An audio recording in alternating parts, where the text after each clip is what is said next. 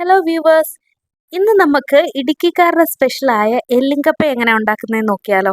ഈ ഇടുക്കിയിലൊക്കെ ഭയങ്കര സ്പെഷ്യൽ ഫുഡാണ് കേട്ടോ. എല്ലിങ്കപ്പ എന്ന് പറഞ്ഞിട്ടുണ്ടെങ്കിൽ തന്നെ ഒരു പ്രത്യേകതരം ഒരു ഇമോഷനാണ്. കാര്യം എല്ലാ കല്യാണ വീടുകളിലും തലേ ദിവസം തന്നെ എല്ലിങ്കപ്പയും കാണുമേ. നമ്മൾ തലേന്നൊക്കെ എല്ലാ കല്യാണ വീട്ടിലും പോകുന്ന മെയിനായിട്ട് കല്യാണ വീട്ടിൽ പോയിട്ട് അതൊന്നും ആഘോഷിക്കാനൊന്നും അല്ല. എല്ലാവരും കൂടെ കൂടിയിരുന്ന് ഈ ഉച്ച തൊട്ട് തുടങ്ങും എല്ലും കപ്പയൊക്കെ ഉണ്ടാക്കാനായിട്ട്. വൈകുന്നേരം ആകുമ്പോഴത്തേനും എല്ലാവരും കൂടെ കൂടിയിരുന്ന് ആ എല്ലും കപ്പയൊക്കെ കഴിച്ച് വർത്താനമൊക്കെ പറഞ്ഞിരിക്കുമ്പോഴത്തേക്കിനും അതിനൊരു പ്രത്യേക ഫീലാണ്. അങ്ങനെ ഇടുക്കിയിലെ കല്യാണ വീടുകളിലൊന്നും ഒഴിവാക്കാൻ പറ്റത്തില്ലാത്ത ഒരു ഫുഡാണ് എല്ലും കപ്പയും. അപ്പോൾ ഇന്ന് നമുക്ക് എങ്ങനെയാണ് എല്ലും കപ്പയും കേരള സ്റ്റൈലിൽ പ്രിപ്പയർ ചെയ്യുന്നതെന്ന് നോക്കിയാലോ. അതിനായിട്ട് നമ്മളിവിടെ 2 കിലോ എള്ളാണ് എടുത്തേക്കുന്നത്.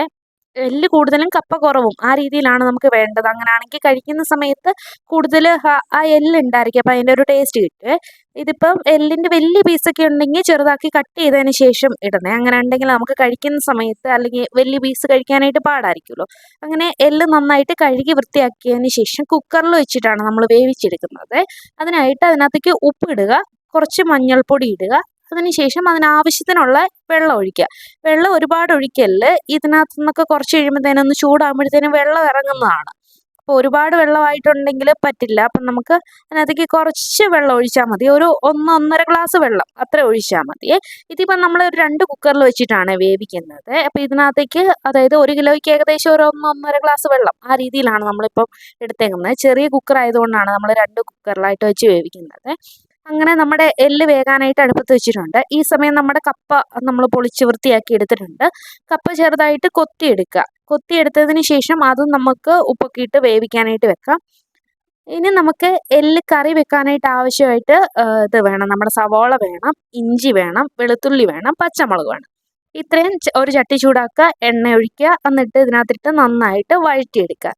ഇനി നിങ്ങൾ കാണാൻ പോകുന്നത് കറിവേപ്പിലയുടെ ഒരു അഭിഷേകമാണ്. എൻ്റെ അമ്മ എന്തെങ്കിലും കുക്ക് ചെയ്യുന്ന സമയത്ത് ഇഷ്ടം പോലെ കറിവേപ്പില ഇടും. വേറൊന്നും കൊണ്ടല്ല, ഇതൊന്നാമത്തെ കാര്യം വീട്ടിലുണ്ടായ കറിവേപ്പിലയാണ്. അപ്പം അതിൽ നിന്ന് ഇങ്ങനെ ആ ഫ്രഷ് ആയിട്ട് കറിവേപ്പില പറിച്ചെടുക്കുമ്പോഴത്തേനും അതിന് നല്ല സ്മെല്ലാണല്ലോ. അപ്പോൾ കറിക്കകത്തിടുമ്പോഴത്തേക്കിനും ആ ഒരു സ്മെല്ല് എന്ന് വെച്ചാൽ കറിയുടെ ടേസ്റ്റ് ഒന്നും കൂടെ കൂടുമല്ലോ കറിവേപ്പിലയുടെ മണമൊക്കെ വരുമ്പോഴത്തേനും. പ്രത്യേകിച്ച് നമുക്ക് ആ ഫുഡ് കഴിക്കാനായിട്ടുള്ളൊരു തോന്നലും വരും കറിവേപ്പിലയുടെ ഒക്കെ സ്മെല്ല് വരുമ്പോഴത്തേക്കിനും. അതിനകത്തേക്ക് കുറച്ചൊരു മഞ്ഞൾപ്പൊടി കൂടി ഇട്ടിട്ടുണ്ട്. കുറച്ച് ഉപ്പ് പൊടി കൂടി ഇടുക. അപ്പോൾ അത് നമുക്ക് പെട്ടെന്ന് വഴണ്ട് കിട്ടും. അങ്ങനെ കുറേ സമയം ഇളക്കി നമുക്കിത് നന്നായിട്ടൊന്ന് വഴറ്റിയെടുക്കാം.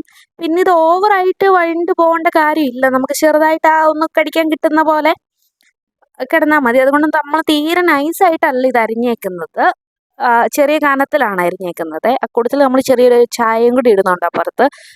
അപ്പോൾ അതിനുശേഷം ഇത് നന്നായിട്ട് വഴണ്ട് വന്നതിന് ശേഷം അതിനകത്തേക്ക് മസാല ചേർക്കാവേ. ആദ്യമേ ഇട്ടത് മല്ലിപ്പൊടിയാണ്. പിന്നീട് നമ്മൾ മുളക് പൊടി ഇടുന്നുണ്ട്. മുളക് പൊടി നിങ്ങൾക്ക് കാശ്മീരിയും സാധാ മുളക് പൊടിയും കൂടെ മിക്സ് ചെയ്തിട്ട് ഇടാവേ. അങ്ങനെയാണെങ്കിൽ നമുക്ക് ഓവർ എരിവ് വരത്തില്ല. പിന്നെ നിങ്ങളുടെ ഇഷ്ടത്തിനനുസരിച്ച് മസാല ചേർക്കാം. പിന്നെ ഗരം മസാല കൂടി നമ്മൾ ചേർക്കുന്നുണ്ട്. അത് ഇതൊന്ന് മിക്സ് ആയതിനു ശേഷമാണ് നമ്മൾ ഗരം മസാല ചേർക്കുന്നത്. ഇത് നന്നായിട്ട് ഇളക്കി കൊടുക്കുക. അപ്പോൾ അതിനകത്ത് പച്ചമണം മാറുന്നവരെ നന്നായിട്ടൊന്ന് ഇളക്കിയെടുക്കുക. എന്നിട്ട് അതിന് ശേഷം നമുക്ക് പൊടിച്ച് വെച്ചേക്കുന്ന ഗരം മസാല ഇതിനകത്തേക്ക് ഇട്ട് കൊടുക്കുക. അത് നമ്മൾ ആ മിക്സ് മേടിച്ചിട്ട് പൊടിച്ചെടുത്തേക്കുന്നതാണ്. വറുത്തൊന്നുമില്ല, വെറുതെ തന്നെ നമ്മൾ മിക്സിയിലിട്ട് അതെല്ലാം കൂടെ ഒന്ന് പൊടിച്ചെടുത്താണ്. ഇനി അതും ജസ്റ്റ് ഒരു കുറച്ച് സെക്കൻഡ് നമുക്കൊന്ന് ഇളക്കി കൊടുക്കുക. അപ്പോൾ ഈ മസാലയെല്ലാം നന്നായിട്ട് ആ സവാളയിലേക്ക് ഒന്ന് പിടിച്ച് അതിൻ്റെ ഒരു പച്ചമണം മാറുന്നവരെ ഇത് നന്നായിട്ട് നമുക്ക് മിക്സ് ചെയ്തെടുക്കാം.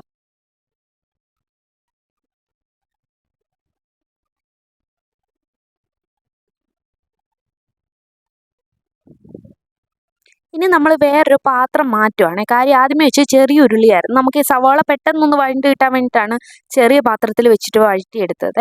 ഇനി നമുക്കിതൊക്കെ ഇളക്കാനായിട്ട് എളുപ്പം വലിയ പാത്രമാണ് കപ്പ ഇതിനകത്തേക്ക് ഇട്ട് മിക്സ് ചെയ്യാനായിട്ട്. അപ്പം നമ്മൾ വലിയൊരു ഉരുളി എടുത്തിട്ടുണ്ട്. എന്നിട്ട് അതിനകത്തേക്ക് നമ്മൾ അരപ്പ് മാറ്റി അതിന് ശേഷം നമ്മുടെ വേവിച്ച് വെച്ചേക്കുന്ന എല്ല് ഇതിനകത്തേക്ക് ഇട്ട് കൊടുത്തു. എല്ലിന് കുറച്ച് എന്തേരമാണോ നമുക്ക് എല്ലും കപ്പ ഏത് കൺസിസ്റ്റൻസി വേണോ അതനുസരിച്ചിട്ട് ഈ എല്ല് കറി വെക്കുന്ന സമയത്ത് അതിൻ്റെ വെള്ളം നമുക്ക് അഡ്ജസ്റ്റ് ചെയ്യാവേ. നമുക്ക് കുറച്ച് തിക്കായിട്ടാണ് വേണ്ടതെങ്കിൽ നമുക്ക് എല്ലിനകത്ത് വേവിച്ച് കഴിഞ്ഞിട്ട് കൂടുതലുള്ള വെള്ളം നിങ്ങൾക്ക് ഒഴിച്ച് കളയാം, ബാക്കി ഇട്ടാൽ മതി. എന്നിട്ട് ഇനിയിപ്പോൾ വെള്ളം കുറവാണെന്നുണ്ടെങ്കിൽ ചെറു ചൂടുവെള്ളം നമുക്ക് അതിനകത്തേക്ക് ചേർത്ത് കൊടുക്കാവേ.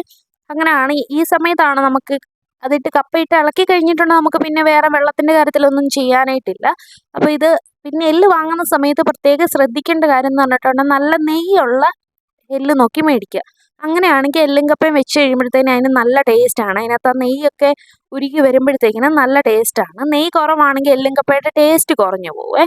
ഇപ്പം ഇത് കണ്ടോ, നന്നായിട്ട് തിളച്ച് കഴിഞ്ഞപ്പോഴത്തേനും അതിനകത്ത് എണ്ണയും നെയ്യൊക്കെ തെളിഞ്ഞ് വന്നിട്ടുണ്ട്. ഈ അരപ്പിനകത്ത് കിടന്ന് കുറച്ച് സമയം അത് നന്നായിട്ട് വേകാനായിട്ട് വെക്കണം. ഈ സമയത്ത് ഉപ്പും കാര്യങ്ങളൊക്കെ നോക്കുക, ഉപ്പൊക്കെ കറക്റ്റ് ചെയ്യുക. കപ്പയ്ക്ക് നമ്മൾ വേറെ ഉപ്പിട്ട് തന്നെയാണ് വേവിക്കുന്നത്. അതുകൊണ്ട് തന്നെ കപ്പയ്ക്ക് വേണ്ടിയിട്ടുള്ള ഉപ്പ് നമ്മൾ ഇതിനകത്ത് ഇടേണ്ട കാര്യമില്ല. രണ്ടും രണ്ട് രീതിയിൽ ഉപ്പിട്ട് വേവിച്ചെടുക്കുക, എന്നിട്ട് മിക്സ് ചെയ്യുക. അപ്പം ഇതിന് ഈ സമയത്ത് ഉപ്പൊക്കെ കുറവുണ്ടെങ്കിൽ അഡ്ജസ്റ്റ് ചെയ്യണേ.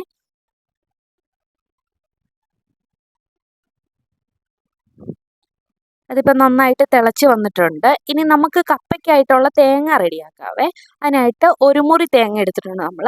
ആ തേങ്ങ, പിന്നെ 2-3 ചുള വെളുത്തുള്ളി, പച്ചമുളക്, മഞ്ഞൾപ്പൊടി ഇത്ര ഇട്ടിട്ട് ജസ്റ്റ് മിക്സിയിലിട്ട് ഒന്ന് ക്രഷ് ചെയ്തെടുക്കുക. ഓവറായിട്ട് അരഞ്ഞു പോകേണ്ട കാര്യമില്ല, ജസ്റ്റ് ഒന്ന് ക്രഷ് ചെയ്തെടുത്താൽ മതിയേ. നമ്മുടെ കപ്പ ഇവിടെ തിളയ്ക്കാനായിട്ട് റെഡി ആയിട്ട് നിൽപ്പുണ്ട്. കപ്പ വാങ്ങുമ്പോഴും ശ്രദ്ധിക്കുക, കപ്പ നല്ല കുഴഞ്ഞ് നല്ല പുട്ട് പോലത്തെ കപ്പ കിട്ടുകയാണെന്നുണ്ടെങ്കിൽ അത് തന്നെയാണ് നല്ലത്.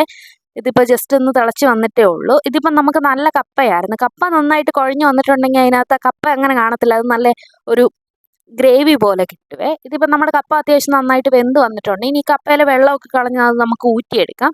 കപ്പയുടെ വേവ് നോക്കുമ്പോഴത്തേനും നിങ്ങളതൊന്ന് ഉടച്ച് നോക്കുക. അപ്പം നന്നായിട്ട് ഉടഞ്ഞ് കിട്ടുന്നതാണെന്നുണ്ടെങ്കിൽ ആ പാകം വെച്ചിട്ട് നിങ്ങൾക്ക് അത് ഊറ്റിയെടുക്കാമേ. അപ്പം നമുക്ക് അതിനകത്തേക്ക് ഇട്ട് കഴിയുമ്പോഴത്തേനും നന്നായിട്ട് ഉടച്ചെടുക്കാൻ പറ്റും. ഇനി ഒരു ചട്ടി ചൂടാക്കുക, കടുകിടുക, ചെറിയ ഉള്ളി കുഞ്ഞാക്കി അരിഞ്ഞിട്ട് അതിടുക, പിന്നെ കുറച്ച് കറിവേപ്പില കൂടി ഇടുക. അങ്ങനെ നമുക്ക് കടുക് താളിച്ച് നേരത്തെ ഊറ്റി വെച്ചേക്കുന്ന കപ്പയിലേക്ക് ഇട്ട് കൊടുക്കാവേ. ഇതാണ് നമ്മൾ നേരത്തെ അരച്ച് വെച്ചേക്കുന്ന അരപ്പ്. ആ അരപ്പ് കൂടി നമുക്ക് ഈ കപ്പയ്ക്കകത്തേക്ക് ചേർത്ത് കൊടുക്കുക. എന്നിട്ട് ഇത് നന്നായിട്ട് മിക്സ് ചെയ്തെടുക്കാവേ. ഇതിന് നമ്മുടെ അവിടെ ഇടുക്കിയിൽ തുടുപ്പ് എന്നാണ് പറയുന്നത്, കപ്പ തുടുപ്പ്. കപ്പ ഇളക്കാൻ വേണ്ടിയിട്ട് മാത്രം നമുക്കൊരു സെപ്പറേറ്റ് തുടുപ്പുണ്ട്, അത് മാറ്റി വെച്ചേക്കും. കപ്പ ഇളക്കുന്ന സമയത്ത് മാത്രമേ അത് എടുക്കുകയുള്ളൂ. പിന്നെ ഇങ്ങനെ തറയെ വെച്ചിട്ട് ആ കലം ചെറുതായിട്ടൊന്ന് ചെരിച്ച് വെച്ചിട്ട് ഇളക്കുകയാണെന്നുണ്ടെങ്കിൽ പെട്ടെന്ന് നമുക്കിത് മിക്സ് ചെയ്തെടുക്കാൻ പറ്റും. അങ്ങനെയാണ് നമ്മുടെ വീട്ടിലൊക്കെ ചെയ്യുന്നത്.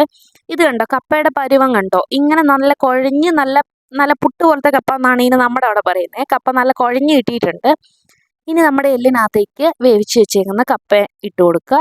എന്നിട്ട് ഇത് നന്നായിട്ട് മിക്സ് ചെയ്തെടുക്കുക. അപ്പം ഇങ്ങനെ മിക്സ് ചെയ്യുന്ന സമയത്ത് ഇത് കണ്ട് ഈ കപ്പ ഇങ്ങനെ നന്നായിട്ട് കുഴഞ്ഞിരിക്കുന്നതുകൊണ്ട് തന്നെ നല്ല നല്ല ഗ്രേവി കിട്ടും. കപ്പ ഇനി വേകാനായിട്ട് കുറച്ച് പാടുള്ള കപ്പയൊക്കെ ആണെന്നുണ്ടെങ്കിൽ അതിങ്ങനെ കഷ്ണം പോലെ അങ്ങനെ കിടക്കുവേ. അപ്പം കുഴപ്പമില്ല, ഇഷ്ടമുള്ളവർക്കാണെങ്കിൽ അങ്ങനെ കഴിക്കാം. പൊതുവേ എല്ലും കപ്പയുടെ ഒരു ടെക്സ്ചർ ഇങ്ങനെയാണ് വരുന്നത്. അതായത് നല്ല ഗ്രേവിയിൽ വരികയാണെന്നുണ്ടെങ്കിൽ ഇതിപ്പോൾ കണ്ടോ, നമ്മൾ ആ എല്ലിന് അത്രയും വെള്ളം വെച്ചിട്ടുള്ളത് എങ്കിൽ പോലും ഇത് ഇത്തിരി കുറുകി വന്നിട്ടുണ്ട്. കപ്പയ്ക്ക് ഒരു വ്യത്യാസം ഉണ്ടല്ലോ, അതായത് ചില കപ്പ ഇരുന്ന് കഴിയുമ്പോഴത്തേനും വെള്ളം കുറുകി വരുന്ന കപ്പയുണ്ട്. അപ്പോൾ അത് നിങ്ങൾക്ക് നോക്കാം. നിങ്ങൾക്ക് ഉണക്ക് കപ്പയുണ്ടെങ്കിൽ അതിട്ട് വെച്ചാലും നല്ല ടേസ്റ്റാണ്. അങ്ങനെ നമ്മുടെ കപ്പ ഓൾമോസ്റ്റ് റെഡി ആയിട്ടുണ്ട്. ഇതിന് സൈഡ് ഡിഷായിട്ട് നമുക്ക് വേണമെങ്കിൽ നാരങ്ങാച്ചാർ കഴിക്കാം, തൈര് കൂട്ടി കഴിക്കാം, അതേപോലെ തന്നെ സാലഡ് എന്തെങ്കിലും ഉണ്ടെങ്കിൽ അങ്ങനെ കഴിക്കാമേ. നമ്മളിപ്പം സവോള കട്ട് ചെയ്തെടുത്തിട്ടുണ്ട്, നൈസായിട്ട് അരിഞ്ഞെടുക്കുക. അതിനകത്തേക്ക് എരിവിന് ആവശ്യമുള്ള പച്ചമുളക് ഇടുക, വിനാഗിരി ഒഴിക്കുക, കുറച്ച് ഉപ്പിടുക, കുറച്ച് നാരങ്ങ നീരും കൂടി ഒഴിക്കുക. എന്നിട്ട് നന്നായിട്ട് കൈ വെച്ചിട്ട് മിക്സ് ചെയ്തെടുക്കുക. ഇതാണ് നമ്മുടെ സാലഡ്. എല്ലാവരും ട്രൈ ചെയ്ത് നോക്കുക കേട്ടോ.